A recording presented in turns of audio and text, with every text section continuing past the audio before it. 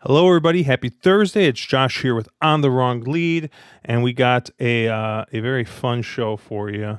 Fun in that we're probably just going to be bullshitting as usual, covering some stakes races, having some fun. It is going to be a little sad because we are going to be talking about the Arlington Million here, the first one in a while that has not been run at Arlington. I think the last one that wasn't run at Arlington was run at Woodbine, I think in like 1985 or something. They skipped it a couple years, 98, 99, I think, and then because Arlington was closed, and then they didn't run it in 2020. But they ran it last year. 2 Emmys boomed us all, except for my wife, who apparently had money to win. I think like $10 to win on the horse, and just threw it in my face. But Caleb, you haven't been. You never went to Arlington, did you? I never did. I've not been to Chicago until just like not a week ago, maybe whatever it was, 2 or 3 weeks ago.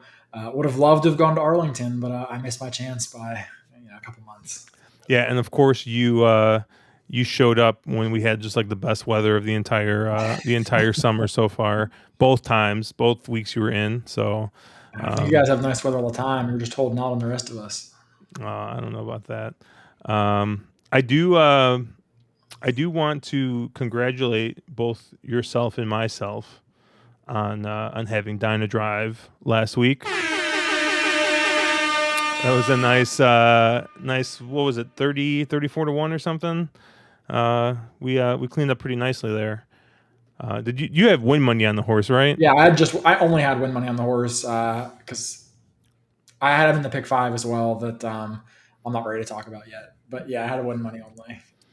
Yeah, I actually wrote a little bit about Dyna Drive on Monday. I put out a short little blog post just talking about, it was one of my strongest opinions in the day.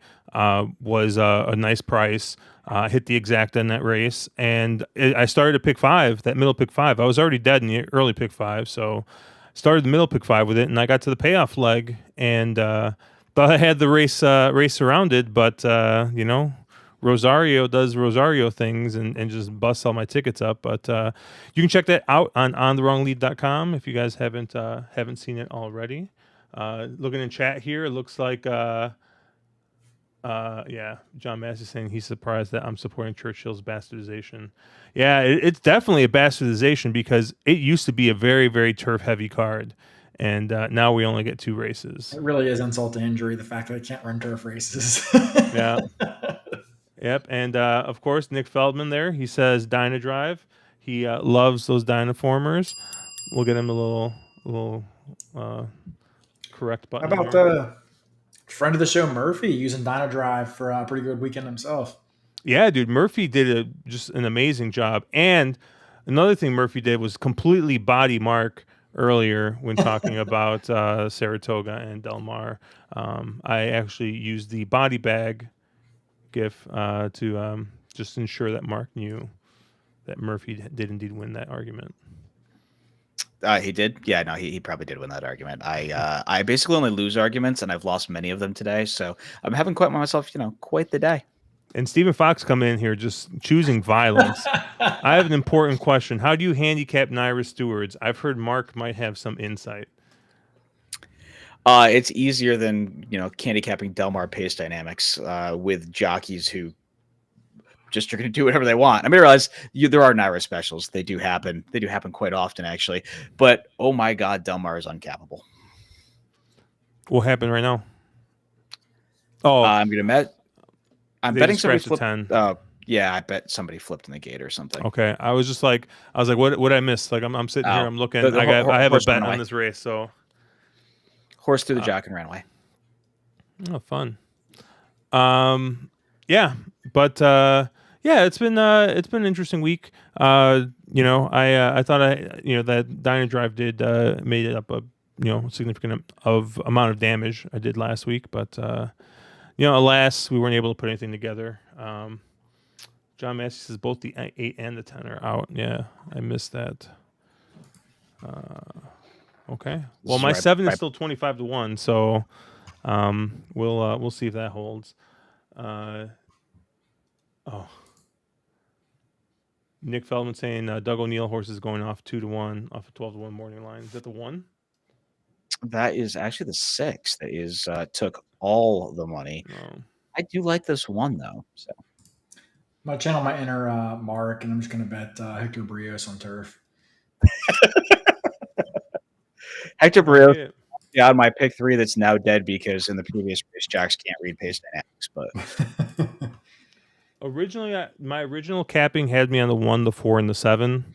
Here, I went with the 7 just because it was the longest price now. So I put some win money on the 7. And I have an exacta box with the 7 and the 9. So what on earth is going on here? Because there are currently jockeys, a whole row of them sitting down by the gate, and all of their horses are being taken away out onto the dirt. I don't know. Is there just not enough room to do a warm up on the turf? Or that is odd. I don't know unless they gotta like move. Are they going to no contest this race or something? I don't know. I think they said the horse sit down on the gate or something. They gotta. I don't know. I mean, doesn't look showing like. Doesn't look like there's an issue there. I think it looks like they're working on the gate. Oh, did the horse break? Yeah, or those guys are just kneeling for some reason. But Nick Feldman asking who had Poppy Flower today. Saved his day with a really nice win bet on her. Jose with a great ride today. Yeah, very nice ride up the rail by Jose there on Poppy Flower. I did not have Poppy Flower. I went other directions in that race. I actually had the Javier Castellano at 40-1 horse. So that horse very much made my day. But no, Poppy Flower was real nice. Yeah, the first time starter had a real nice win bet, and that was a nice start to my pick 3 there. But yeah, no, I thought Poppy Flower was a real nice ride, and Jose up just in the nick of time. Very, very well timed. Yeah, the funny story about that pick 6 earlier today was I had the 34-1 horse, and then I think I blanked the rest of the races.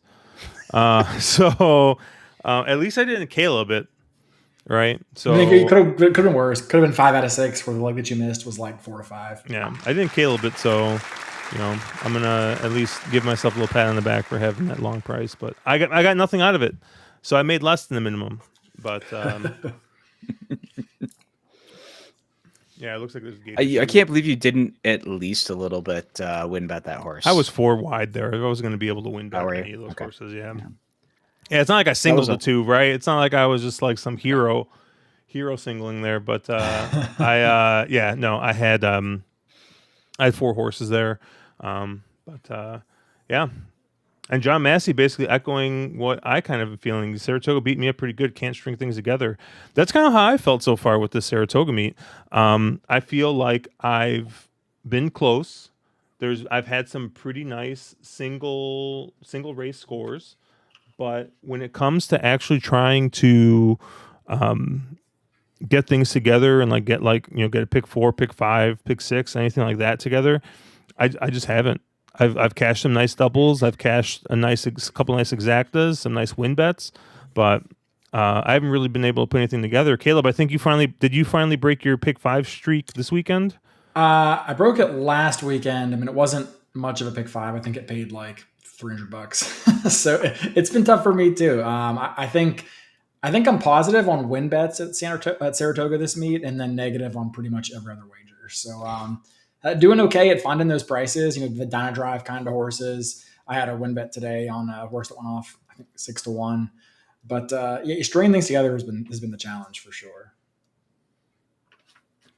Mark, are you going to go ahead and just flaunt how you're having just the meat of your life here, or what's going on with you? It feels like red boarding, and I get called when I do red boarding. No, I've had a good meet, but I honestly, I've taken a little bit. Caleb has given me a lot of flack about this over the years, and that's I play too many pick 5s. So I've actually played a lot less pick 5s, a lot less pick 4s. Really working on just leveraging up pick 3s, daily doubles, win bets, and moving a lot of my volume that direction. It does take some of the variance out of, and I can use some leverage to get some payouts. So honestly, having a good meet, and I think it's that shift in strategy has definitely helped it along. I don't know. I need a shift in something. Maybe a shift in location will help. As next To week, Churchill? Caleb and I will be on site. That's So, true. You know, you do have some history to hold up to. You came out here last year, first day, hit a pick 6. If you don't do it this year, Josh, I'll be disappointed. Yeah, the first time I went out there, though, I think I blanked the entire dude. So for the first day I'm there, freaking Mark, we are sitting there, and I played in Exacta, and Mark is like, "Oh, you got it," and it was like it was a photo situation. I'm like, I may have called that one a bit early. Mark's like, "No, like it was definitely the outside horse, and it was definitely not the outside horse. It's not the outside horse." And then they forgot to turn the lights on in one race. That was fun. Where we both had the winner who won by literally a half length. But we forgot to turn the lights on, so both, we got washed out on that one. So, oh my goodness, dude, Stephen Fox is literally copying Discord into YouTube chat. 4:16:22, Caleb. My top picks have now won the first 2 races at Keeneland. Never let me skip a pick 5 again.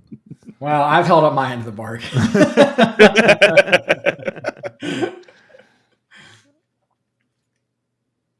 Okay, now another rider is unseated. What? Dude, I was just hoping that I could see the end of this Del Mar race and we can start looking at these other. And then we can actually start looking at things because we're all sitting here waiting. God. Somebody say Modern Games? Yeah, I don't know what's going on over here. Well, I think since why don't we just pull the Band-Aid off, and why don't we take a look at these Arlington races first? Where? The what race? Oh, sorry, these Churchill races for the Beverly D and the Arlington Million. Here we go. Road Warrior checking in here from Lake George. Look at this guy. He's eaten at the Log Jam twice already in 3 days. Dude, Road Warrior man, I know you're traveling here, but there are way better food options in Lake George than the Log Jam. I get it; it's cool. It's got the cool look and everything. I get it, but you can do better, man. Well, my horse is scratched. Oh, did you get scratched? Oh, is that you're on Jackie Jess, huh? Yeah. All right, now it's just tilt exacta time. Oh my God, another late score. They're just killing the price on my boy Hector. Yeah, it's ridiculous, man. This is ridiculous. Oh, John Massey saying they're cutting the field down so Trevor can actually call the race. Today, dude, it was pretty bad. Trevor today, there was this 4-horse came from the back of the pack, and I think he was caught with his pants down. He didn't have any idea that this long shot was going to come in from the back of the pack. So he's just like, it just goes silent. He's probably just like flipping through his notes trying to figure out what horse that was. I know we're dunking all over Stewards earlier here, but can we dunk over race callers? Because man, there is just the quality of race callers in this country these days is just horrible. I will say Keeneland, is Keeneland the only one with somebody decent? Well, I've seen Chase try to call a race, and it's not easy. But at the same time, you would think that some of these more prestigious meets. Well, Trevor's been good for a number of years. I mean, he might just be getting up there in age.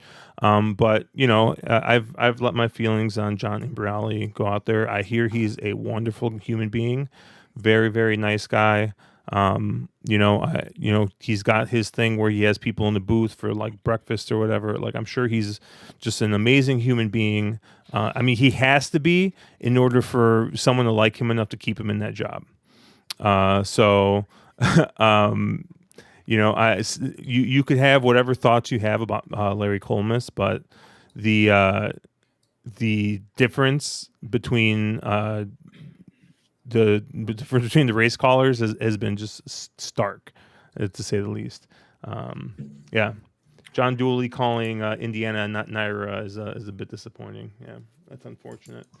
All right, they're finally loading to the gate, I think, again. But we're going to talk here this Beverly D. Mile and the 8th on the turf for Grade 1, fillies and mares, 3-year-olds and up. I will note, I think the Beverly D is always a mile and the 8th, But the Arlington Million has always been 1.25 miles, but Churchill's turf course cannot accommodate that. So Arlington Million going to be run at 1.125 miles this year. That's one of a long list of things that Churchill's turf course can't accommodate. The other one being grass. Yeah, I mean, oh, that's pretty good. Caleb with the softball of the century right there. Yeah, I know. You did. You just send that one right down the I middle. just tossed it nice and easy. Well, this 4 getting out to the lead here for John Sadler and Ramon Vasquez. Looks like was it Tangled Up in Gray? Your one horse is sitting on the rail here. Umberto doing what he does, just saving all the ground. And Hector is sitting about, 8 lengths off in that second pack? Are we getting a race call here? No, we're not. That's about. I'm only looking at the 3 horses I have in the exacta. 4's getting kind of loose, but the 4 also went 22 and 3. And the short price favorite is dead last. It's weird at Del Mar. I feel like they must have a long run up because you see a lot of turf routes go sub 23, but then go nearly 47 to the half. So I think it's a decent run up because they hit speed pretty early and then slow down a lot in the middle. Is that Barrios in the garden spot right now? I mean, That is he's sitting Barrios pretty. I don't know if they're sitting going him to a catch trip. this 4, but it looks like he might, trip out anyway. The 4 got everything his own way. I don't know. He just tipped out, and he looks like he's got something. He did for a second. Oh, he's still And coming. He's gone. He's gone. He's gone. Barrios boys. Oh my God! Trevor forgot the name of the horse. Trevor forgot the name of the horse. All right, I got a $4 exacta there. I'm gonna be actually kind of salty now. People are still not betting Hector Barrios. I don't understand it. I'm gonna be salty because what's that exacta pay? I'm Okay, sure never a mind. I'm lot. not gonna be salty. I'm good. It pays 91 for no, it does not pay 91. It pays 80 for 2. I'm good. I was gonna say like if that pays more than like doing a win bet, but it is not. I am gonna definitely get value on that. So, Well, I mean, Oh, how and long Jay, did it there take we go. before they? How long did it take before they started betting pasta in California? It was like literally felt like 6 months where, hey, this is a turf race. Rispoli's going to win it, and he's going to go off at 8-1. It was just unfair. It was like a solid year, I think. I mean, it was a while before they started catching on. It was forever. And of course, I have 2 horses, and I picked the wrong one to win bet. Of course. that's so funny. I got so lucky there because I wasn't going to use a 9 at all, but until my 7 scratched. So Jay with the pick 3. Nick Feldman saying there Barrios is gone. Yeah. John Massey saying the turf course can't accommodate racing. Yeah, what a disaster.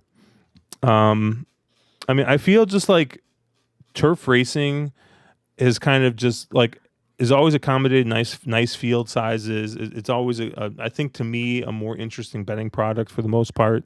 And the fact that they went half a meet without any turf racing because they fucked up the turf course is just incredible. But I don't know. Well, I think our boy Nick Feldman here is asking sort of the real question is, in this race, is where Gear finally in a spot where she's just way the best and finally ran into a soft enough field where she can, kind of finally punch that ticket and get it done. And I mean, I don't know. That's the question here. And I don't want to go first because I kind of have a contrarian opinion. I have a feeling here, but I don't know. What would you guys think? So you're taking the chalk? Because that's probably going to be the contrarian opinion here. No, I am not going to take Rogier because I just don't think she's that good. I think she has, I don't know. She just never seems to get it done. And I don't really know if this is actually, I mean, on paper, it probably is a softer race than her last 2, but like, I don't know. I wanted a little more out of her and I wanted her to be a little more competitive. And it just seems like she just, I don't know, doesn't have it. Well, I'm not betting Rougier, and there's no way in hell Caleb's betting Rougier. Yeah, so you not picking Rougier is not a contrarian opinion. Okay. Damn it. Even when you think you're contrarian, you're not. You're the opposite. Not contrarian. Yeah. Okay. Honestly, like I didn't have a great opinion in this race. I wish I did. Dalika is a really cool horse, really fun horse. I think this might be too sharp. I feel like Dalika has run way better going longer, and I think also runs better with a bit of a cut and ground. So on top of it, I just can't trust this turf course with the way it was playing before to uh, take a horse I think is going to be on the front end. And we're not going to have any other turf races to see how the turf course is playing. This is really going to be a real tough race to bet. The horse I was most interested in was the unknown quantity, the 5 Lily Pond, and honestly, I haven't had a chance to look at any of the replays. Her last race, where she won the G2 over there at the Curragh. I mean, I've seen enough of these other horses that I will take the unknown quantity, the 5 here at Lily Pond. I kind of have a feeling that might be where other people reach, just because it's a Euro horse. But Caleb, as someone who at least when these horses, I'm not going to say you follow Euro racing, but when these horses ship over, you seem to at least do the work to like go back and watch replays and consult other products. Like, what's your feelings on this 5 here? Yeah, so I don't like the 5 that much, to be honest with you. You were right in that I don't want anything to do with Rogier. I think she's a horse that needs some cut in the ground to really do her best running, and just doesn't seem to be the same horse over firm turf. It looks like the turf is going to be definitely on the firm side Saturday. So I'm not using Rogier, kind of as you mentioned. Lily Pond being the second choice doesn't really do much for me here either. So she's a horse that does appear to like to travel somewhat forwardly placed. I did listen to an interview where Aiden O'Brien's assistant said, yeah, the plan's probably not to go to the lead, but she is a horse that has some tactical speed. So I'd probably be a little surprised to see her lagging way at the back of the pack or anything like that. So she kind of stepped forward quite a bit last time when cut back and trip from 1.75 miles back to 9 furlongs at the Curragh. But I'm not totally convinced she was beating a tremendous field in that race. And this is just a filly that I think a 3-year-old taking on older in here, so she does get the weight break. But I'm just not really convinced that this is a filly that I'm going to really be excited to go and bet. Her time form numbers are definitely on the slow side, even compared to the American horses in here. And she's definitely no Santa Barbara. Not giving me those kind of vibes whatsoever. So I think she's going to take money for a lot of the reasons Josh sort of mentioned, and that she is the unknown quantity, and it's hard to back anyone in this field and feel great about it. So I think people might default to the unknown, and maybe she does take a big step forward in here. But I think that the firm ground and the what I would probably consider a step up in class here, even against this somewhat soft field, is probably a little much for me to want to bet her at 5-2. I'm personally taking the same approach in this race as I did in the Diana, where I did not like the first 2 choices and sort of struggled to separate the next 3. In that race, I did not like Bleecker Street and I did not like Rogier. So I took an Italian technical analysis, and then whoever the last horse was, I can't remember. But I'm kind of using the same approach in here, in that I don't really like Rogier and I'm not crazy about Lily Pond. I have a tough time separating the 1, the 2, and the 3. I probably do like Dalika a little bit more than you mentioned earlier, Josh. I think she's a mare who has always struggled to put 2 good races in a row together. So I'm not that alarmed at the fact that she didn't really show up last time, because she's definitely a horse that throws some stinkers in between some of her better efforts. She loves Churchill Downs in here. She ran an excellent race 2 back in the Mint Julep, when I thought it was a day where you did not want to be inside or on the lead on the Churchill Down turf course. And she was both of those and still just got nailed late. It remains to be seen if the turf course is still going to play towards outside closers, or if it's changed in the months since that June, May, June kind of time frame. So it's a shame we're not going to get any data points to make a decision on that. But I'm very interested in her as the longest price on the board. She'll be on all my tickets. Yeah, I was just, I actually landed very similar to Caleb. It sounds like Dalika's my top pick in here. I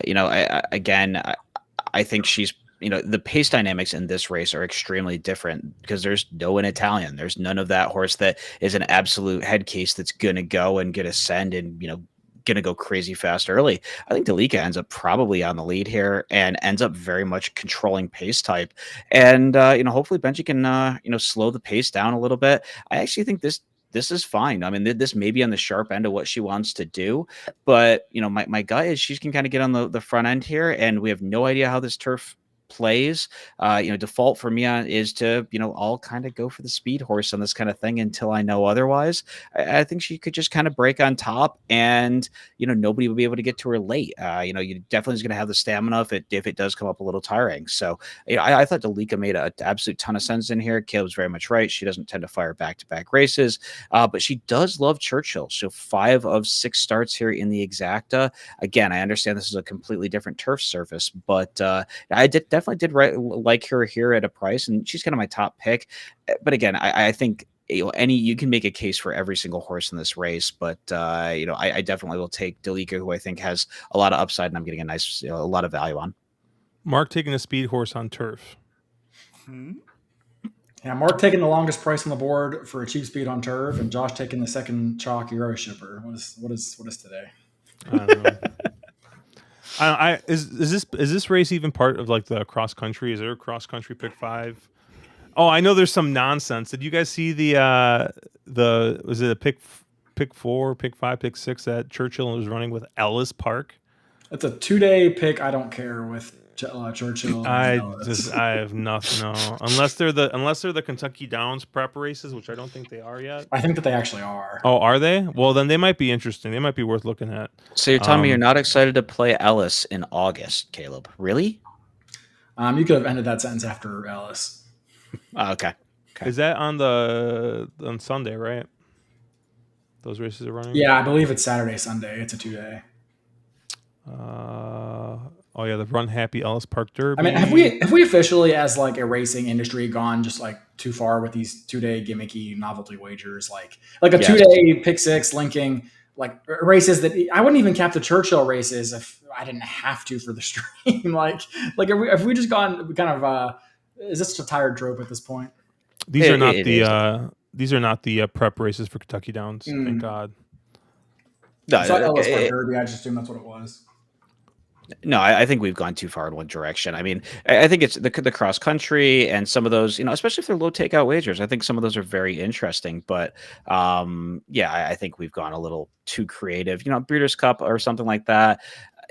That's fine. But yeah, I would 100% agree with Greg there, though, on his take on this race. Where I think I will be doing much of the same and just skipping. Honestly, I'll be skipping the entire CDI meet. As much as Naira has been.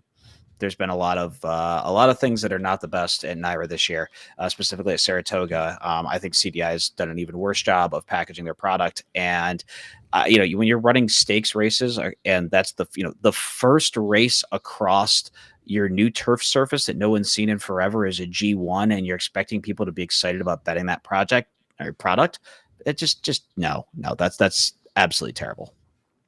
Yeah, I don't want to clarify. I'm not against like these novelty wagers. Like the Golden Hour pick 4 is like one of my favorite bets. Nick brings up that Keeneland all turf pick 3. That was an amazing bet all spring and all fall last fall. Like I'm all on board with that. But when it's kind of like Murphy just when they throw in the harness racing for the cross country pick 5 and any kind of 2-day wagers, I think it's just you're trying too hard. Yeah, I think it makes sense with like Mark was saying, the Breeders' Cup 2-day. Maybe the Oaks Kentucky Derby one, but really, I mean, how many other events are there that are 2-day that are worth covering 2 days of? Right, those are the only 2 real full 2 days of racing that we get back to back: Oaks and Derby, and the Breeders' Cup. And not to say that there's anything wrong with like was it Black Eyed Susan, and Preakness and that kind of stuff. Like, it's fine. I mean, I know no one gets excited about betting Pimlico right now, but it's just, I don't know. The 2-day stuff I don't like. I think the success of the Golden Hour is how quick that bet is, the low takeout and the high base. I think the cross country pick 5 at least is the same day. I think the Stronach 5 needs to, have better tracks than Stronach tracks. But or just get rid of Laurel and Gulfstream like 90% of the time. But I don't know. I do think that these gimmick wagers have kind of jumped the shark a bit. And then like when you had fun stuff like when Kentucky Downs had the Jockey 7 right? Where you're like trying to like win and exact the jockey standings. Like, all right, like that's kind of fun, but they shut that down as soon as that changed ownership. So I don't know. I do think that we're kind of going a little crazy. I think that single day wagers, the sky's the limit, but at the same time, like some of these wagers are just hard to find now. Like if you want to bet these different pick threes, I saw Ellis has an all turf pick three now too. And there's days where you go and there's like 4 or 5 special bets that are on a separate side. You can't just go to Ellis and be like, hey, let me play the turf pick three because I already got Ellis up. No, you got to go find the Ellis turf pick three track to bet that wager. Like, it's ridiculous. The worst one right now is Naira has come out with this. And they've tried to kind of copy Keeneland, and they've come out with a $3 base pick three. But the problem is it's not an all turf pick three, and it's not always the last three. They try to make it turf focused, it seems, but it's not always the last 3 turf races. And it's like, what are you doing? Like, it makes absolutely no sense. Oh, we're gonna pick these 3 random races, and you're supposed to bet it. It's like, but what's the point? They completely. It just shows how disconnected the people who are running the racing industry are from the bettor. They have absolutely no clue what the bettor is looking at and looking for, and that's why they do not understand why the Keeneland all turf pick three did so well. Big, deep competitive fields, $3 base wager. It paid huge, and you actually had to have an opinion unless you had a stupid bankroll. And Naira is trying to do the same thing and just completely falling on their face. The stupid thing gets like 30 or 40,000 in handle, which is a pittance compared to what something like their late pick three gets. Well, yeah, and the Keeneland pick three and the Golden Hour pick four and the Golden Hour double. I mean, the key thing of all of them is that they're low takeout wagers, whereas the Naira pick three is still, I want to say 22%. It's a lot. Like it's like the same as the regular pick three, or maybe like a percent or two lower. But I mean, it's not attractive enough to make me want to actually go play some weird gimmicky wager that links races together that I may not even have opinions in. Yeah, JW here, he's pointing out, he says he never knows when the Naira pick three is. Yeah, it's different every day. Yeah, it's just dumb. Yeah, because weren't people calling it the holy pick three because they only was on Sundays before, and I think now they expanded it. Like yeah, but yeah, I don't think there's a cross country wager this week. I didn't see one posted at least. But I think probably with Churchill deciding to run their own special wager, that probably killed anything for cross country unless they're going to do Del Mar and Saratoga. But let's move on to the Arlington Million here. Mile and the eighth, not a mile and a quarter like it normally is or it's supposed to be. And also running on temporary grass. And I mean, man, there are some horses that Caleb hates in this race. I'll tell you what, man. Like I thought for sure, like with these horses getting older, like like we'd start getting out of this phase. But man, between Set Piece and Sacred Life, I don't know which horse Caleb hates more. But yeah, we got a field of 9 here. Your morning line favorite is going to be the 4, Smooth Like Straight, which yeah, it is definitely a choice. But Santon at 3-1, Set Piece at 4-1, Sacred Life at 9-2, and then you get Field Pass 8-1, double digits on everybody else. I went to admission office here. Admission office has got a win over this track in June. Came back and I thought ran a pretty nice race. Ran 5th in that that stakes race at Belmont, but is going to cut back to I think a distance that I think is going to just suit him a little bit better. He's never missed the exact at this distance. Is 2-0-2 in 4 starts at Churchill Downs, including this funky turf track. So I'm gonna take a shot with a horse that's got a run over the track, has got a win over the track. I'm getting a nice price here at 10-1. Yeah, I get BJ Hernandez instead of John Velasquez, but BJ Hernandez is fine in Kentucky, so I really have no problems with him riding here. And third off the layoff, I don't know. I just see a lot of positives for this horse, and it's going to be kind of where I land. I thought that there was going to be a fair amount of speed in here, so I think that there will be some pace to close into. So I think it's going to just set up nicely here for the 7 admission office, and 10-1 on the morning line. I thought was a more than fair price. So that's kind of where I saw it. I don't want to talk about like 9 million horses like Mark. So Caleb, where did you kind of land here? Believe it or not, I landed on the same horse you did, Josh.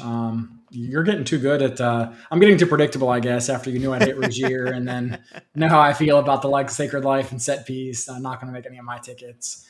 I'm happy to see Smooth Like Straight installed as the favorite here because I guess that horse just disappointed me a couple too many times at this stage of his career. And honest horse always shows up, right? But is potentially developing a bit of a reputation as maybe a bit of a hanger with what is it, 5 or 6 second and third place finishes, pretty much every one of them within a length except for the last one. So I think I've seen enough of Smooth Like Straight to really not want to go back him shipping east at a short price, especially with other speed signed on with the likes of Mega City.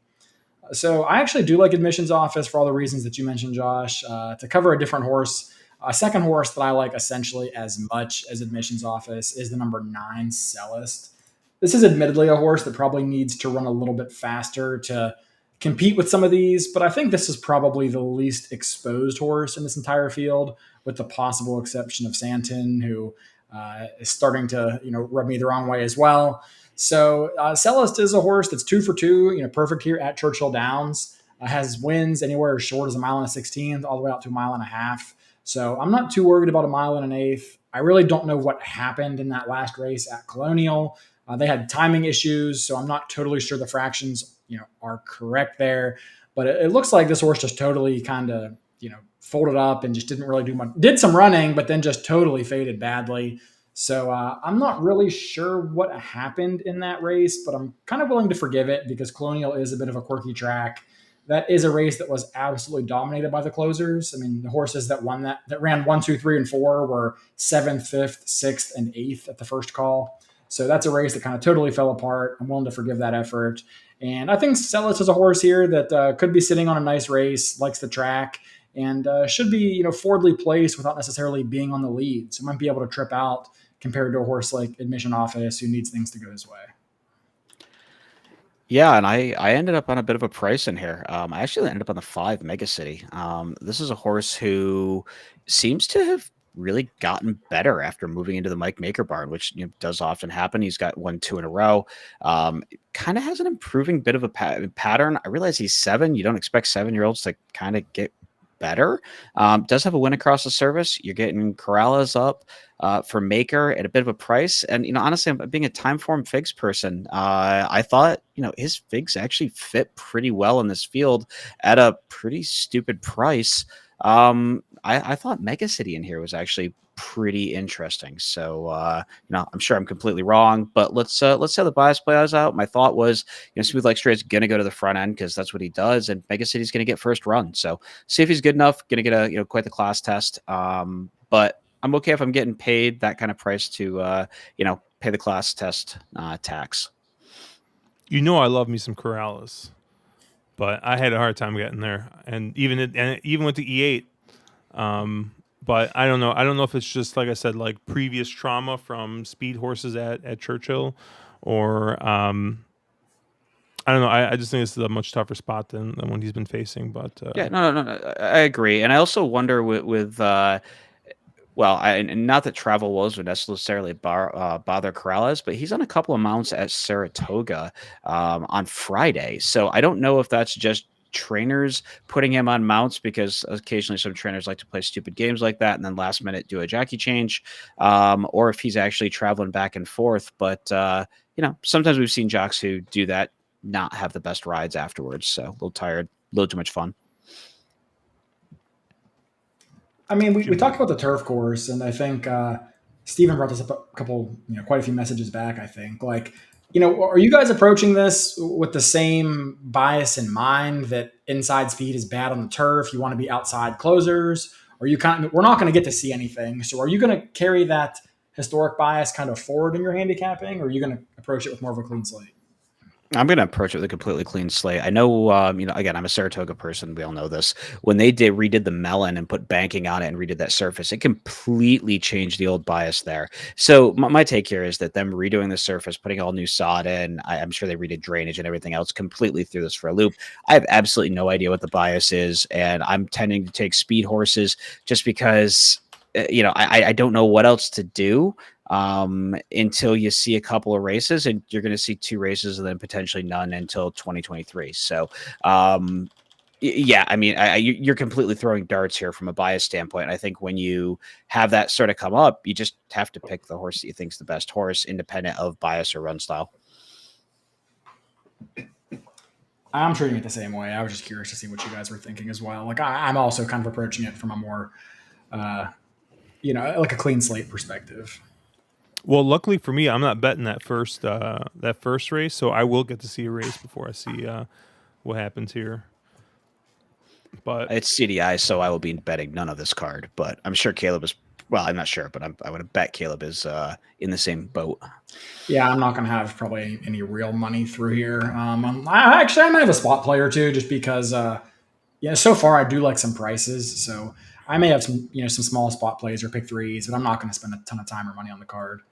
Because, another horse I know we're kind of, we'll talk about this for a minute. It's a grade 1, technically. Another horse, speaking of price plays that I liked in this race was the 8 Cavalry Charge, who, had some excuses going into that Indiana Grand race, Horseshoe Indianapolis race, which people may look and say, oh, he lost at Horseshoe Indianapolis, he's no good. But I mean, if you look who he ran against, Ivar, Some Like It Hot Brown, I mean, that was a good field, especially for the level. So I don't think you can be too critical of that effort. And I think he had some excuses coming in where we just talked about Churchill, inside speed, bad. That's the trip that he got 2 back in the Churchill race in the Louisville. And then the Turf Classic, I mean, even though he wasn't on the lead, he was buried on the rail the whole time, which is not where he wanted to be either. He has some races that are pretty damn good. If you go back a little farther than that, his last race shows that maybe he's not totally off form. Obviously, David Cohen is not my first call for a turf jockey, but at 20-1, I think that's a horse that also makes a little bit of sense to me. So, yeah, I'm going to probably use the 7, 8, and 9 the most in this field and hope to get one of those big prices home. You mean grade 1 winning on turf jockey, David Cohen? Yes. Okay, cool. Just making sure we're talking the same David Cohen. You mean David Cohen, who's got me blocked on Twitter? What did you say that got you blocked? So he was bitching about Ricardo Santana Jr. and just talking about how Ricardo is just super reckless out there riding. And I said, wait a second, didn't you just get suspended for hitting another jockey with your whip? And then he blocked me. So, and yes, he had just gotten suspended for hitting another jockey with his whip. So I was only speaking facts, but apparently Mr. David Cohen did not appreciate that. No, I agree. Truth hurts, Josh. It does. I agree with you guys about this card. I thought at least this was an interesting race, the Million. I will definitely have some type of spot play here with Admission Office because I like him that much in this spot. So, yeah. Anything else you guys want to talk about in this race? Do we need to talk about the logicals in here? I know we're all kind of on prices. I mean, I think Smooth Like Straight at this point in his career is just a horse that he doesn't necessarily, want to get his photo taken anymore. Underneath in an exacta or a trifecta, 100% horse to use. He's a really cool horse, and he's a really honest horse. I would be surprised if he doesn't hit the board, but I just don't think I want him on top. And we're talking about the winner here, so maybe you key him underneath in exactas or tries and put some of the prices over the top. Might be a nice way to approach this. I like him. He's a cool horse. I just don't love him at 5-2, or definitely even not to win. What about any of the Chad horses? Or no, sorry, I always think Set Piece is a Chad horse, but he's not. Sacred Life or Set Piece? This really feels like the B tier sort of or C tier Chad with Sacred Life. I mean, can Sacred Life win? Sure. Does he need to make it probably a step forward, even off from that last performance? Yeah, he probably does. And I just don't. I don't know. I don't love Sacred Life. Set piece, I can get a little more interested in. I think set piece, does like historically his like running at Churchill. You're getting all the Brad Cox connections with Flo, on this one. So I think set piece does make a little bit of sense. I don't hate set piece. I just thought this was a flat enough race that I want to go price fishing versus taking a super logical horse. Well, Nick Feldman here talking about Santon. That's his top pick. Yeah. Santon's the one that gives me the most trouble trying to figure out what to do with, because I've been a big Santon fan in the past, and he made me some money in the Churchill race that he won. But then I backed him again in the Manhattan, and he ran terrible. So there's been a couple times where he just looked like he was ready to bust out as like one of the leader in this division, and then just sort of fell flat in the subsequent start. Yeah, you can argue that a mile and a quarter is just too far for him. I think that's reasonable. But you can also argue that his career best race at Churchill came over a track that was really playing toward those wide, somewhat off the pace moves, which is kind of the trip that he had. Neither him nor Amir Mission came back to run well out of that race in their next start. So I think there's some reasons to be skeptical of that effort and that fig at 3-1. So I'm a little torn on how to handle that horse. And I will say to Nick Feldman's point here, many Chad will not take money in Kentucky. I mean, Chad doesn't tend to take money in Kentucky. You tend to get prices on Chads, which blows my mind because I'm a Naira person. But Manny Chad, I think, definitely doesn't. If a Rad or somebody like that came down for it, yeah, maybe it would take some more money. I mean, Field Pass, no interest, no one. That's basically, I think, the only horse we didn't talk about. So, all right. Why don't we move on to Saratoga? This should take all of about 30 seconds. Yeah, let's go. Let's talk with the Saratoga Special, which of course is one of Caleb's favorite races every year. He just loves these these 2-year-old stakes races. This was one I just had absolutely zero opinion in. I mean, I'm gonna be honest with you. Like I could probably just all this race because I have no strong opinion. I was kind of interested in this 5 only in that of all these horses with big name connect, like IRAD will ride for anybody, and most of these connections are looking for new jocks, and IRAD lands on this 5. Like, I mean, I'm thinking Naira jockey games. I don't know, but he looks far too slow on paper to do anything here. So, Mark, where did you kind of land here? I will have money going through the 2, Damon's Mound, and probably only the 2. I'll probably be ice cold through that horse. Horse absolutely towered on that last fig on time for him. I realized the horse probably had everything, everything his own way in that race. But I like seeing the out of town jock come in just for the 1 mount. And kind of being a time form fig guy, that horse really seems to fit the bill in here.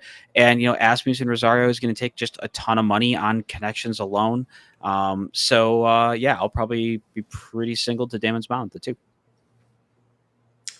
Yeah, I agree with Mark. I don't think it's fair to say the horse had everything his own way when he kind of not stumbled, but came out of the gate slow, broke 9th out of 11.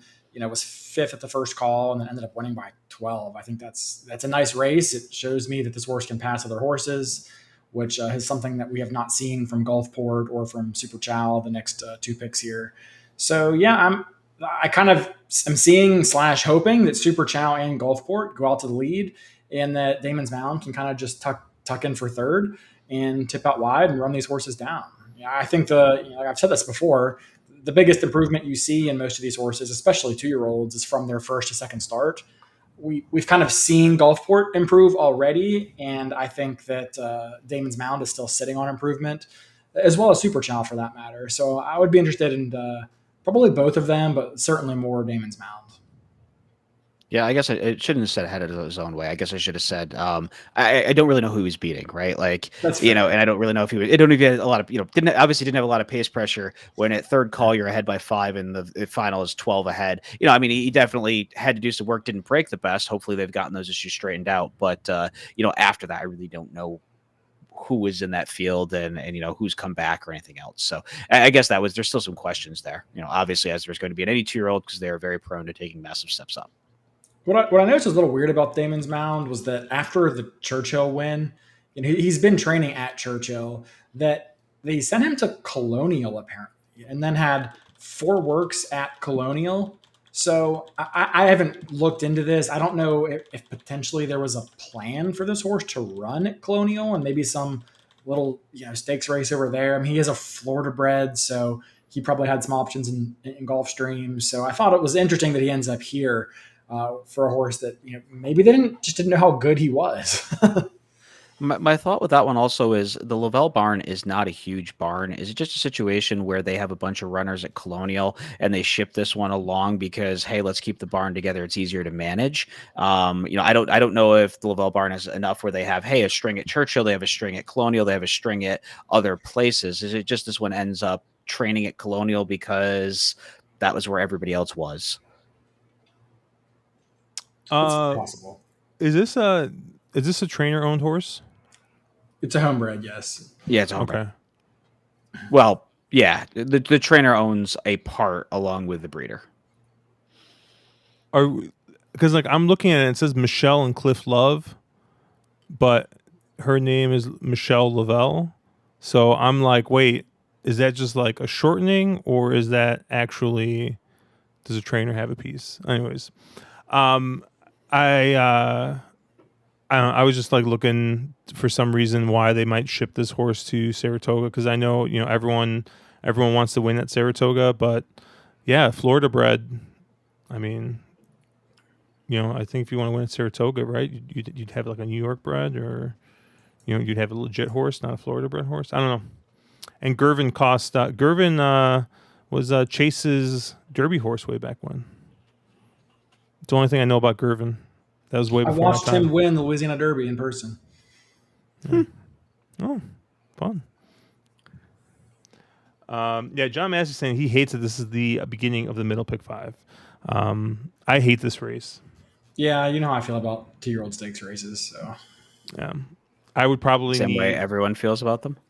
Yeah, I would probably I would need all of them, I think, in order to feel like I had this race covered. It's funny that Josh points out the one horse, which is probably the only horse I don't think can win, which is the 5. I mean, I'm honest. Like I'm only looking at it. I'm looking at this horse. So now that I'm looking at the PPs again, I remember why. Another reason I picked this horse is Churchill Lowndes is notoriously usually speed favoring. So the fact that this horse, tried to close in from the clouds last time out, I mean, still lost by 12 lengths to Gulfport, but horses coming off the pace are usually at a disadvantage at Churchill. So I'm thinking, we've seen a lot of these Churchill horses come in here and just not run well at Saratoga. It's a different track. I think it's a different style of racing. So I don't know. I was just thinking, hey, maybe a new track. Right, IRAG gets aboard for Tom Amos. Amos, feels good enough about this horse to ship it in for this race. I don't know. I was just looking for a reason not to use the 4, and I went with IRAD taking the outsider on the 5, and just this horse shipping in from Churchill, kind of against the normal Churchill profile. So. And Caleb, if you want to give yourself a little pause on loving this Damon's Mound, the 2, Lavelle is 1 for 30, which is 3%, with a 74-cent ROI, with last out maiden winners over the past 5 years. Just throwing it out there. I mean, every barn gets a monster, and they break the stats, which I think this one potentially could be. But that's gives you a little bit of little pause. Yeah, I mean, not an encouraging stat by any means, but. It's a pretty hungry field, I feel like. I like Valenzen Day in the Sanford, and that horse ran terrible. So it's kind of hard for me to go back there with the way that Rudy's barn has been going this meet. I mean, Gulfport, there's nothing creative there. The horse will be your odds-on favorite. Owens Leap has never run a race that's within 10 lengths of fast enough to win this race. So yeah, I mean, the only other horse I could look at might be the One, who I do have some interest in, but I really wonder what he was beating at Gulfstream, which is a track that's probably even more speed favoring than Churchill. Mark, can you pull what the shipper stats are for Churchill into to Saratoga this meet? I can't. I have to get a shipper stat sheet. They were probably actually on horse racing. Yeah, I pulled them about a week ago, and they were actually doing very well. I obviously there's a ton of them that have shipped in, but it was a pretty decent, Or maybe I'm representation. misremembering. I thought they were doing absolutely horrid, but I pulled it last week, and they were doing fine. They were they're like, doing Yeah. fine. I think I had Caleb pull Yeah, it. I saw Slightly Andy. I saw positive Andy. ROI. Andy call me out here that maybe I was spreading a little misinformation. So, Yeah, somebody had put a stat, some made mention that, these Churchill shippers are winning everything, and I was like, that doesn't seem like it. So I had Caleb pull the stat, and they've been doing okay, and probably I think their influence was slightly better than average as compared to other They've been roughly winning as much as they would expect to be. I mean, so far in the last 90 days, they've been winning 17%. okay. Based off their actual off odds, they would be expected to win 15%. So about a 13% higher than expected rate, which is not for nothing, but hard to say they run away with it. Do you have dirt versus turf there? Because I think John Massey's pointing up a good point. It maybe is that all on dirt? Because I think they've run well on dirt. I don't think I've seen a lot of Churchill turf shippers do that. I don't think this separates it by surface. I don't know if I have that. I'll look though. Well, thank you, Andy. I stand corrected. Churchill shippers are doing just fine. I still don't like the 4 though. Mark, are you going to use the 4 at all? Yeah, it's defensive B. Oh, we're waiting 2 streams to use this noise.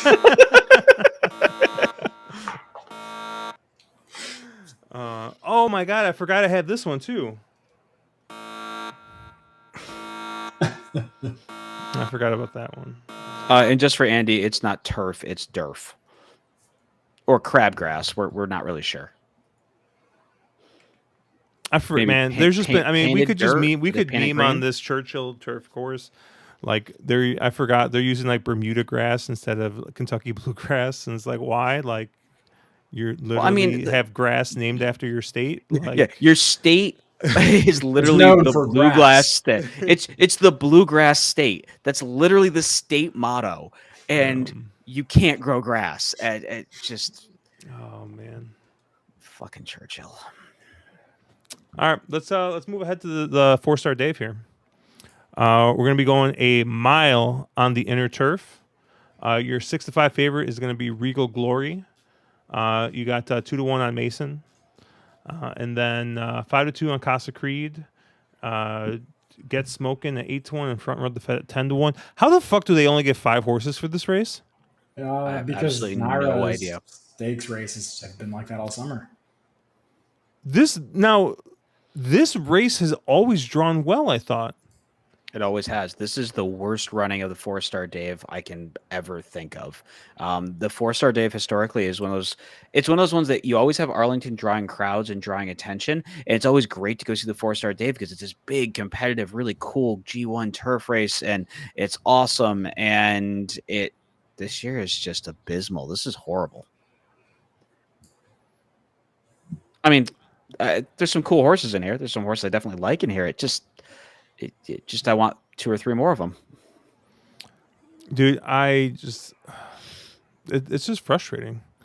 Like, it's disappointing, but I'm used to it because it's been like that all summer. I've come to expect nothing different from Saratoga stakes racing this year. Caleb, the Travers might be the only race that we see more than 8 horses in a grade 1. I bet you we only get 6. You could be right. Oh no, I think from the probables that the Travers looks like it's going to be a phenomenal race, but it might be the only phenomenal race that's a graded stakes of the whole summer. So Caleb, cancel our tickets at 4-star Dave Bar. We can't be seen there. Can't support this. We can't support this. Wait, you guys got tables? You got 4-star Dave tables? Just Wednesday. Oh, you fancy people, you. fancy, dude. It's like the least fancy table area in all Saratoga. Yeah, I have a hard time getting around Regal Glory because I think Regal Glory is the real deal. The anti-fake Chad. This is a real Chad. So I am just going to single Real Glory and be done with it. And I'm not going to think too hard about it. I mean, I guess Mason's a nice horse, but I don't know. That last race came back real slow on Briz. I can't imagine it came back much faster on Timeform or DRF. Mark is making that face like, no, it actually came back a lot faster. It did. It looks good on Timeform. Really? What, Regal Glory's race? No, No, Mason's Mason. last race. Oh, no. Okay, good. Yeah. So I mean, you would think maybe taking a look at the other Chad, but the other Chad is much too slow, I think, here. So Regal Glory, I think Regal Glory, wins it easy, and continues the streak of mares. Mares winning this race, right? Because what's her face won it last year? Just retired, the Cassie horse. Got Stormy. Got Stormy, thank you. Yeah, Stormy. There you go. I'm terrible with names, man. No, I 100% agree with you, Josh. I think Regal Glory is the pick here.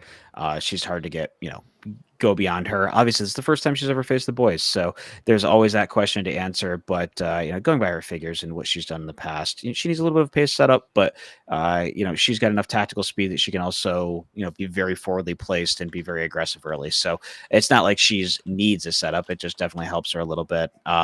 She's been in just crazy good form. Chad has her really right. I love him sticking her in this race. It's honestly, to see her run maybe the only reason I go to Saratoga on Saturday. So really cool race. Really like her. I have a hard time picking her apart. Should be a fun one to watch. So I like Regal Glory. There's no reason not to, other than the fact that it's a girl taking on the boys at a pretty late stage of her career. The fake Chad is definitely the 4-horse Mason. It is not Regal Glory.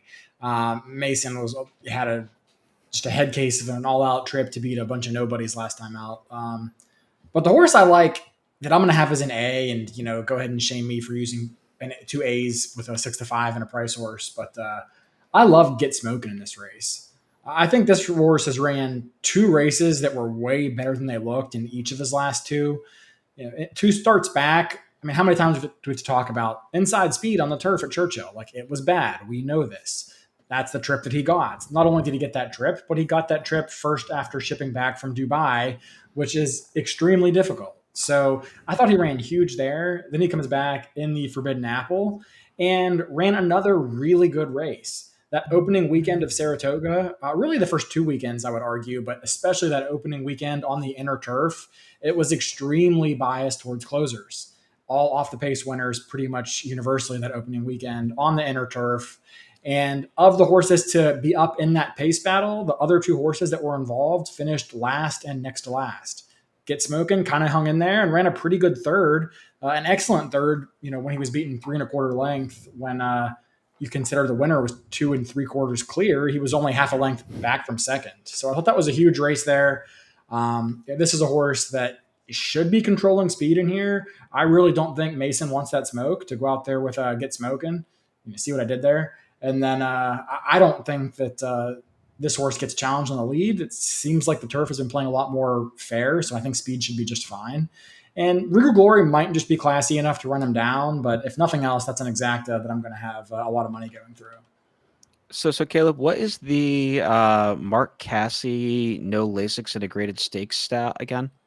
I mean, I'm not a formulator guy, so I don't know what it is, but I've also seen this horse run 2 banger races without Lasix, so I also don't think I care. Yeah, it's like 0 for 40 something over the past 5 years. 0 for 47 over the past 5 years. Murphy with bringing the heat. Caleb, I do have to let you know that the crowd hated that joke. That's okay.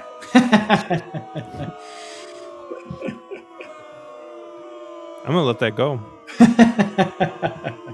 Enough of that. I did see Lloyd Green saying that once a monster horse like Regal Glory is entered, nobody wants to waste their horse's form in future for second place money. That's what gets you short price fields. This is a win and you're in, though. You would think that. I mean, I get it. I get it. You would rather stick your horse someplace else, but you would think that would add a little bit of extra. I've seen the commercial. Todd Pletcher is in there and he's like, if I'm looking at 2 races and one of them's a win and you're in, I'm going to pick that one. Like, come on. And you know who has no horse in this race? Todd Pletcher. That would be true. I mean, as much as I respect Regal Glory, and I do think she's an excellent, mare, I don't think she's scared going to be off. Not against the boys. I mean, I think if this was a different race, different time, maybe, but I don't think she's scaring anybody off.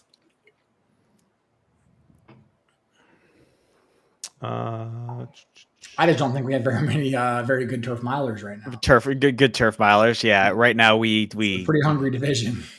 I say 3 or 4 of them that were all real good. We've retired in the past 2 years, so there's definitely a bit of a hole in that division. Well, and then what? Public Sector ran last week, right? Or 2 weeks ago? Lost. When the Public Sector just ran, didn't he? That's another Chad. I'm actually kind of surprised Smooth Like Straight didn't run here. I mean, it's $1 million purse in the Arlington Starbucks true. Million versus $500,000 here. So that's true, but he probably could actually win this race and not the other one because he likes to go a mile. But what do I know? Yeah, why don't we move on to these Del Mar races then? We got 2 Del Mar races to look at. What race is it? 6? Yeah. Mile and 16th on the turf, the yellow ribbon. Grade 2 here. There was nothing else you guys want to talk about that last race, right? I know I kind of just jumped into it, but I mean, 5 horses. How creative could we get, right? Yeah, we got a 7 horse field here, so at least we got more horses, right? Your 6 to 5 favorite is going to be Going Global. Then you get Flippant, Avenue de France, Park Avenue at 4-1, Javanica, Rocking Redhead at 12-1, and Burgoo Alley at 10-1. Mark, where did you land here? I ended up on a bit of a price here. I actually ended up, I don't know if you want to talk about some of the chalk first, but I ended up on the 4 Rockin' Redhead. Yes. There is, right? Oh boy, here we are. So there is no chalk clearly on the West Coast who's riding any better on the turf than Hector Barrios right now. And so you're getting just an absolute massive jock upgrade with this one. And the time form figs really sort of fit. Horse should be able to kind of stalk Park Avenue. You're going to give Hector Barrios all those choices. Should be able to sort of make first run. I don't know if this is just a bad morning line, but this horse really kind of seems to fit in a field that, I don't know. I mean, yeah, Going Global is a really talented horse in here, but I mean, what, 8 of 14 lifetime and everything else. But I don't know. I thought I think you're probably, I should say Rispoli is going to have a lot of work to do in the lane, and I like Rockin' Redhead being a little more forwardly placed, a little more involved early. I thought Rockin' Redhead at kind of a bit of a price made a lot of sense in here. I can't believe that Caleb and you are on the same horse.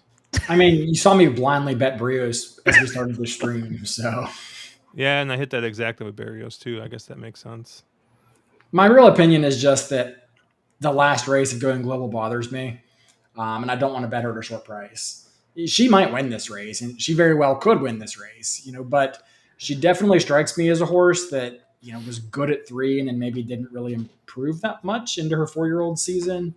And in that last race, it just kind of felt like you're supposed to win there. I mean, she runs 3rd in a 6-horse field, never really threatened at all, and didn't have any apparent excuse that I could see. So, yeah, I mean, I struggle with going back to the well on Going Global at 6 to 5 in here. So I think there's a lot. You could make a case for anybody else, I think, because with the exception of Going Global's one fast race, nobody else is that much slower, I don't think. So, yeah, I love Rockin' Redhead, the Mark horse that he mentioned, admittedly in large part because of the jockey, but also the versatile run style for sure. And I like Park Avenue, who I think is going to be a controlling leader in here and might just take him all the way. Interesting. I actually landed on the same two horses that Nick Feldman landed on. I landed on the 7 Flippant, shipping in from Indiana Grand actually for Victoria Oliver and or Olivier and Joe Bravo, and I like the 1 horse which Murphy also likes, Avenue de France, Juan Hernandez and Leonard Powell. Avenue de France is coming in with some nice form. Won a restricted stakes here last time out at Del Mar. Beat Rockin' Redhead, and has been running in a bunch of races with these other horses here. They kind of have been taking turns beating them up, but I think I like Avenue de France the most in this spot of the horses that have been running in California. I think my top pick is probably going to be the 7 Flippant. At least on Brisnet, that last race looks really, really good. Ended up in a dead heat with Hendy Woods, beat Lake Lucerne last time out. And, going in from last year, had strung together some nice wins. That Keeneland yielding race, kind of the wheels fell off. And then they, sidelined. And since coming back, needed one in that Monmouth race and came and like I said, won a pretty nice race there at Indiana Grand. Shipping in, gets Joe Bravo, who's been riding pretty damn good at Del Mar. And I think is the right run style for this race. I think with Park Avenue, Burgoo Alley, and going global, you're going to get at least an honest pace. I don't think you're going to get anything slow. I don't think there's going to be a ton. I don't think this is going to be a complete melt, but I'm going to go ahead and I am going to take the 2 off the pace horses here in Flippant Avenue de France, and think that both of those one of those 2 will get me home here in this spot. Yeah, I respect the picks. I mean, I think I see the pace a lot differently. I don't think this is a swift pace whatsoever, and I think both of the horses you land on are pretty deep closers. I mean, I don't see anyone that can go with Park Avenue, except for maybe the 4, who I think is probably better, a little more off the pace, and I don't think Hector's going to send.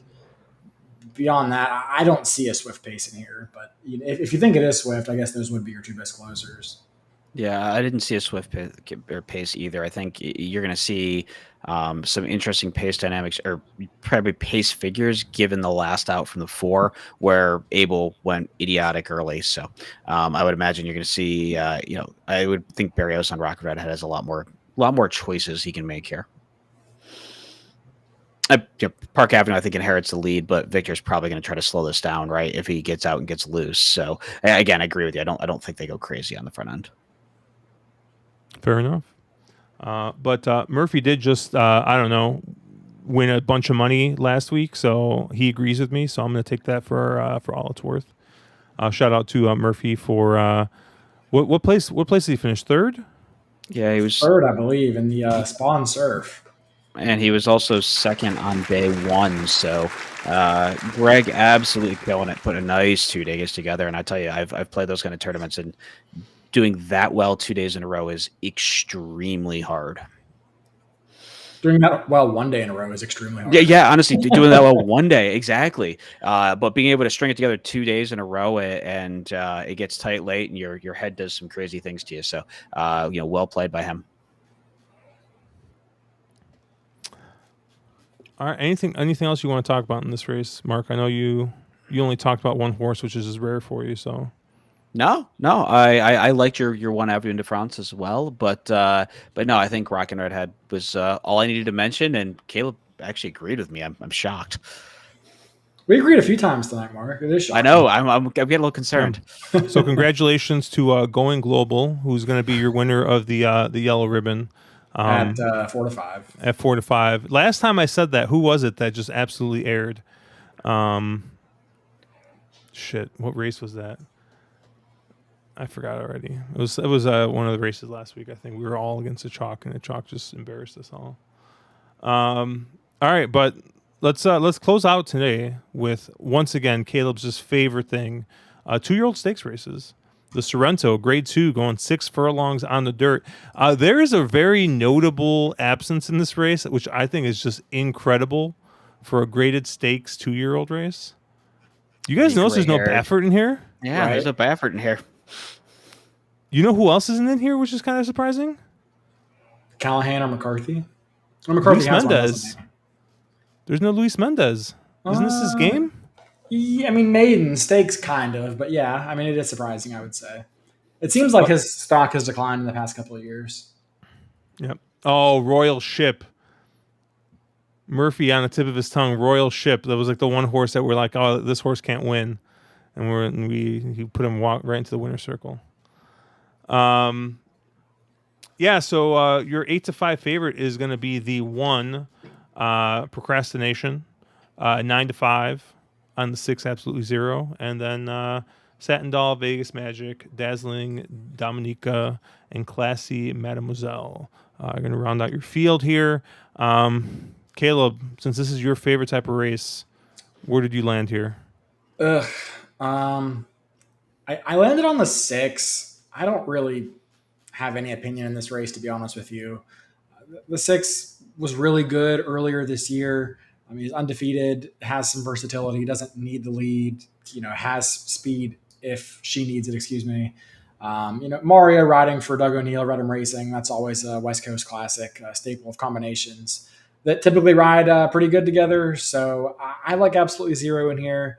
I guess my opinion might be that I'm a little bit against the 1 Procrastination, only because I generally don't believe any figures that come out of Los Alamitos. I feel like they're always too fast and not very representative of the form of the horses. I mean, this horse did win by 8, so take that for what it's worth.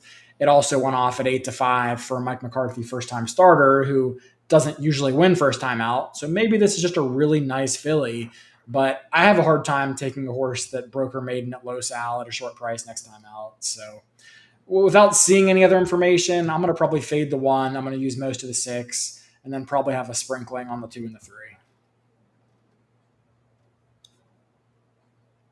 I'm also on the 6. Absolutely Zero. Basically for all the same reasons that you mentioned, Caleb. I like to see a horse that's won multiple races coming into a stakes race. I like to see that this horse is won from 2.5 off, from being sitting right on the lead. I mean, this horse took the lead, kind of going back, kind of got back and forth in kind of like a ding dong battle there with another horse on the front end, and ended up winning by a length. So yeah, I think the 6 is probably your most versatile horse in this race. Yeah, I just hate Los Al horses, and I just don't want anything to do with this one. I see Murphy's also against this one.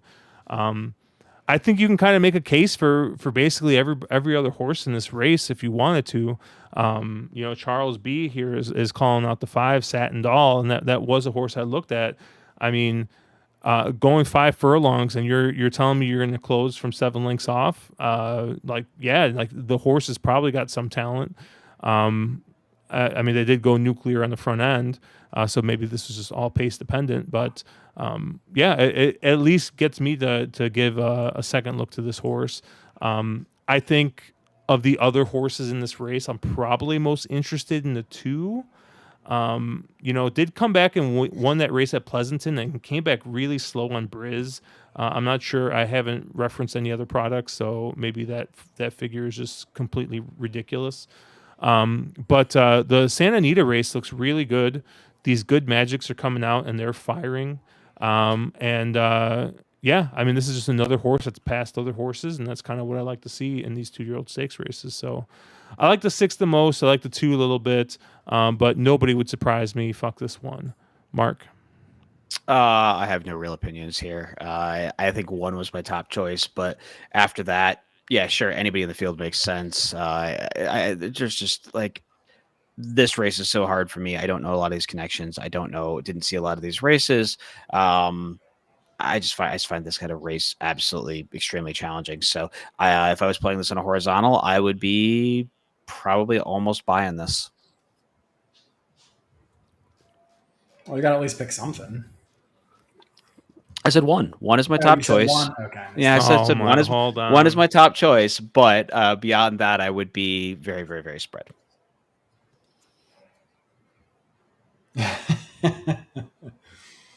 We almost got through a stream without that little blurb. Yeah, to talk to your point, Josh, I think that I don't trust the Pleasanton figures either. Timeform has that race indicated with a T subscript, which would suggest there were timing issues. So the Timeform fig also came back slow compared like to the Briz figs. So I don't know that that's really representative of how good this filly might be. I'd probably lean more on the Santa Anita race. So I think she's interesting. How's that Santa Anita race look on time form? It's good. Yeah, it looks really I good. think it's Actually, it'd be very 87. competitive. Yeah. Which would put her easily in the the top 2 or 3 here. Yep. And that happened back in her debut in June, so it's some improvement. I mean, it fits. That is not Mark's ticket. That was a misclick. John Massey, silence. A better race caller than Trevor Denman. Woof. He's not wrong though. I mean, there were 2 real rough calls today, but like I said, Trevor's getting up there in age, so. But yeah, I mean, I haven't had a chance to look through the rest of the cards yet. Mark, I know you usually cap pretty far in advance. There's tomorrow. I know we have a pick 6 carryover at Saratoga. Yeah, pick 6 carry at Saratoga. I haven't finished up Saturday at Saratoga. I'm trying to decide if I want to buy into the whatever $3,000 Naira tournament, the real money one. But I need to finish capping it tomorrow, get a good feel on it. But tomorrow's card for that pick 6 is a fun little sequence, and I think that pick 6 could actually pay quite well. A couple real tough maiden races late in the card. They calling for any weather this weekend, Mark? No weather until you guys get up here, and then it is going to rain and thunderstorm every day. Sounds really. I'm actually not joking. They're calling for thunderstorms every day. You guys are up here. Oh my god, that kind of happened last. Well, it wasn't that bad. It only happened like just that one day was a bug, day. and beyond that, it wasn't terrible. Yeah, no, I mean, it's upstate New York. There's probably a 30% chance of thunderstorms. You'll have 15 minutes where a storm goes through, and then it'll be fine after that. Just normal upstate New York weather. Don't like it? Wait 15 minutes, it'll change. Oh, John Massey, Johnny I knows people, has connections. Those connections are not among his eyes, brain, and mouth. Oof. Again, he's not wrong. I mean, poor Johnny I. But I do want to remind everybody, we will be live on Saturday, 11 a.m. Central, 12 p.m. Eastern for the Saturday starting gate. So we'll probably, like I said, we'll have the whole thing capped. We'll take a look at Saratoga. Probably take a look, focus in on the early sequence if it's worth playing. I'm sure we'll talk Mark into playing a ticket, even though he doesn't like the sequence. Caleb will fire something, even though he hates the sequence. And I've never met a sequence I didn't like, so I'm sure I'll play it too. It should be fun. PDT is lamenting, I think, the weather as well, because he's also going to be up in Saratoga with us. Like I said, we'll be on site next week. Next week is going to be a weird week. We will figure out what we're going to try and do. If we're going to try and do stream in person, if we're going to, or if we're just going to, I don't know, maybe just put out some short videos or stuff while we're on track on Twitter and maybe YouTube. But we'll figure it out. We'll send something out on Twitter next week. But Mark, what do you got going on this weekend? May buy into the Naira 4-Stardave challenge. We'll see what the Saturday card looks like, and beyond that, just my my normal Saratoga-ness. Caleb, I'm not totally sure, honestly. I'll be involved with Saratoga for sure.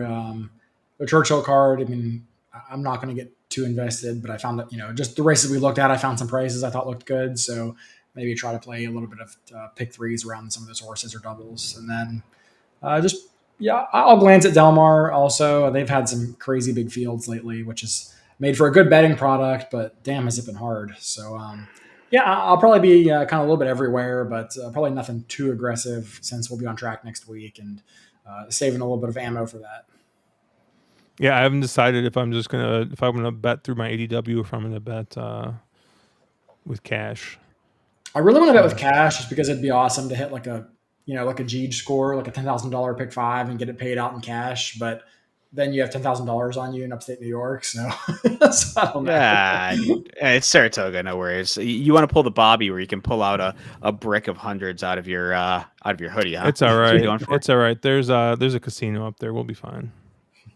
Sort of a casino, no table games. Someone was talking No, about there is. There is. You just about got to drive a little further. Okay. there was someone was talking about Murphy hitting 50K. And I think Steven said, yeah, but he's a horse player. 9K, that's already gone. So, yeah, that's basically what happened when I hit that pick six last year. I think all of a sudden, dude. Next thing you know, I'm firing like $70 pick fives every sequence. So, but yeah, it should be a fun weekend. I will probably end up betting more money into Churchill than I let on, just because I will probably get frustrated losing at Saratoga, and then we'll be betting get out bets at Del Mar because that seems to have been the pattern as of Get out late. Barrios bombs. Yep, it's like, oh, Barrios, please, do me good here, but. Yeah, thank you guys for checking in. Like I said, we'll be live on Saturday. For Caleb and Mark, I am Josh, and we will catch you guys later. Check us at ontherwronglead.com. I'm going to try and keep putting something up at least every Monday, but we'll get some more stuff there. Hopefully, the podcast will be coming back soon. In talks with somebody about possibly coming on and doing another podcast. So yeah, we got some stuff coming down the pipeline, but. Have a good rest of the week, and we'll catch you guys on Saturday.